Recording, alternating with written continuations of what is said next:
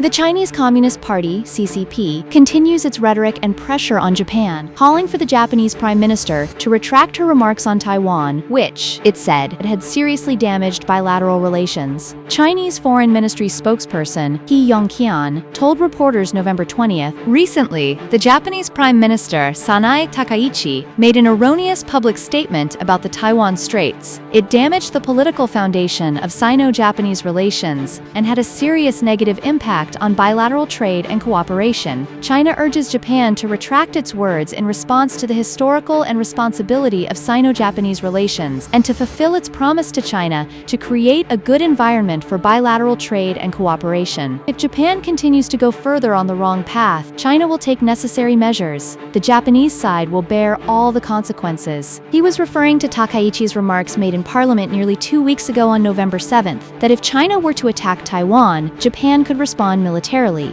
The CCP regards Taiwan, where people have democratically elected their government, as its own, and expects countries to abide by its One China policy. The CCP has initiated a number of punitive actions against Japan in recent days. Media outlets reported on Wednesday that China has notified Japan it will ban imports of Japanese seafood, after lifting restrictions earlier in November. On Monday, Beijing warned its citizens against traveling to Japan, sending stocks of Japanese departmental stores and tourism-related companies tumbling. Beijing had also dispatched Coast Guard ships near Japan-administered Senkaku Islands on November 15th. The CCP is known for using coercive trade actions to force countries to submit to its demands. In 2023, Beijing imposed a blanket ban on imports of all Japanese seafood after Japan released radioactive water from the Fukushima nuclear plant into the Pacific, despite the UN International Atomic Energy Agency concluding it was safe. In 2010, China halted rare earth exports to Japan for about 7 weeks after Japanese authorities detained a Chinese fishing captain whose vessel had collided with the Coast Guard ships near the Japanese-administered Senkaku Islands. On October 9th, Beijing had imposed export controls on 5 rare earths, bringing the total rare earth export control to 12, seen as leverage in its trade negotiations with the U.S.